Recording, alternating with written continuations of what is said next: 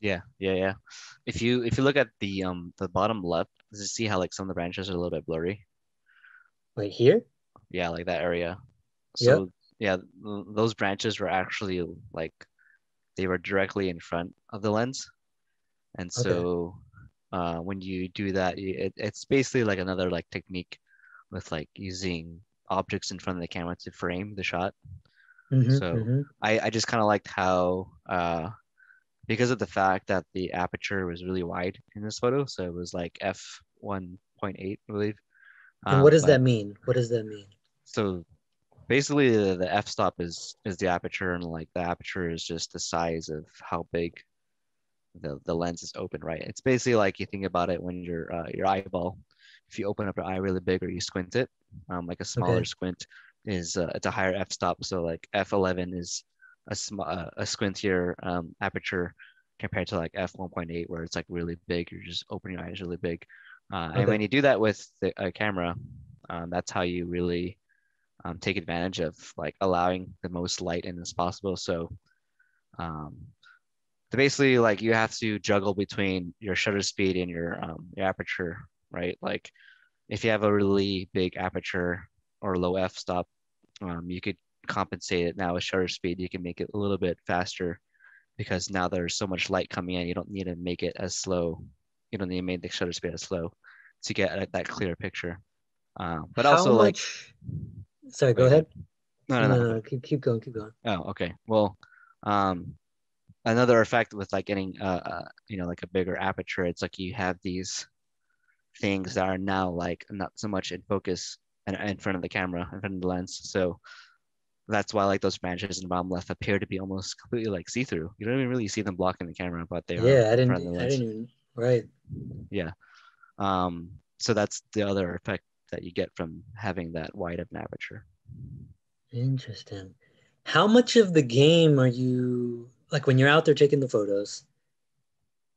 Are you playing with that stuff to figure out what's going to give you the right? Because that seems like a pretty big playground. Different Mm-hmm. apertures, different shutter speeds. Yeah. Are you Um, taking a shit ton of photos with different settings to see what it just gives you? yeah, pretty much. And like basically when you start doing photography, like it's expected that you are shooting on auto settings, right? Because Hmm. you may not even understand how or why you should be changing your shutter speed or aperture. And also the third thing that you should be changing is your ISO, which is basically the light sensitivity of the camera. That's the Okay. third thing you change constantly along with shutter speed and aperture. Hmm. But it took me, however many years to reach that point to where like, oh, it's this dark outside and the sun's over here. Maybe I should use these exact settings. So Um, like, gotcha. and then when I change it to those things I think it should be, and then like, oh God, too bright, then I adjust from there, right? You just kind of micro adjust from there. Yeah, But as you do it more repetition, you kind of get a better sense of what right. you're going to need for that given space. Exactly. Yeah. Does that translate to other cameras? Like if someone gave you a different camera, like you're using a Nikon and someone gave you a Sony, you'd be like, okay, yeah, it's still Yeah. gonna Yeah. translate pretty well, or Yeah. does the That whole game applies get like, to all cameras. Yeah, basically. okay, Yeah. cool. Well, Those that's those two helpful. things. Yeah. It's just, when you use a different brand, of course, like the way you change those settings are in different places.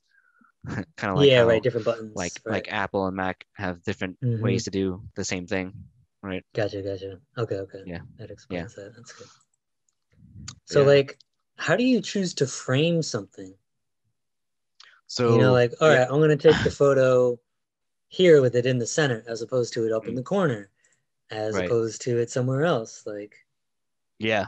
So I know we also discussed this, went over this a lot when we did our videos. mm-hmm. But yeah, there's also one of the things you can look at is the rule of thirds, you know, Okay. where Yep. like the subject could take up just a third of the screen, either the top left, top right, or top middle, however you want it. And then you could also choose to make it the center.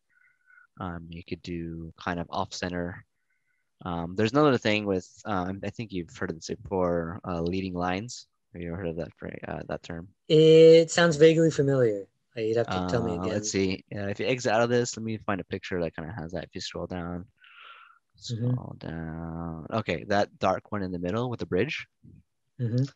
Okay, so if you look at this, so you could see there's lines leading to the horizon over there. I don't know Yeah, if you yeah. noticed, you see those little two lights at the end of the bridge on the bottom. Yep. Boom, Yeah, boom, boom. yeah. So that actually, I kind of added one. I copied one of the lights there to make it look like eyes, basically. Yo, that's Just so cool.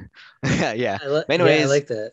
yeah. So like, sure, the subject could be like what you see right now, which is the most illuminated spot, which is the left of the bridge, right? This area Mm-hmm. here. And as you like follow those lines with your eyes and you go down to the horizon, it should lead you out to those like creepy looking eyes in the end, right there, the Yeah, darkness there. darker zone. Yeah, Yep. yeah. So that's another thing too. That's another technique you could use with when you're composing is using leading lines to help the viewer kind of look at what you want them to look at. Um, Wow. Okay, yeah. yeah. So And yeah, so like if these lines you here, gotcha. right, if you exit out of this, I could find an example of using this in like portraiture. If you go down, oh no.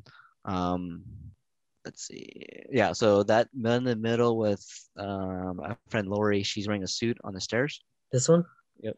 So if you Okay. like, if you look at the bottom right, you start out where it's kind of blurry and like that's the railing. And if you follow the Yep. railing, you go to where she is. That's the subject, And more right? in focus. Yeah. And then if you even like, if you want to take it a step further, if you look at the top right, there's the brown of the wallpaper and the white, there's a line leading to her from there too. Yeah. Wow, So, okay, so it doesn't so you're looking at all the lines that might be leading into the yeah. subject. Right. Wow, Yeah. that's a lot to take notice of. How Yeah. quickly are you seeing these things? Like you've done photography a lot. Like for me, Yeah. I'd have to be like, this line, Right. this Yeah. line, this line. Like I'm slow. Are Yeah. you Yeah. seeing it all? You're like, oh yeah, the Yeah. lines. Yeah. Definitely. Yeah. It's definitely something I picked up on. And it comes very natural. I feel like, along with like the way models pose, like, like the shapes they make with their body. I think I've talked about this before. Like it's like instantly like eye catching to like the human eye, like the way they Hmm. process images. Hmm. It's like for some reason you don't know it, but like subconsciously, like, oh, that looks interesting to me, because it's Yeah. like the shape they're making with like their arms or legs, and then like I think that applies to like leading lines as well. It's like something in your brain is telling you that like, yeah, you're following the lines, and then like when you reach the point where you're supposed to be looking at, like it's instant, some kind of like instant gratification. No.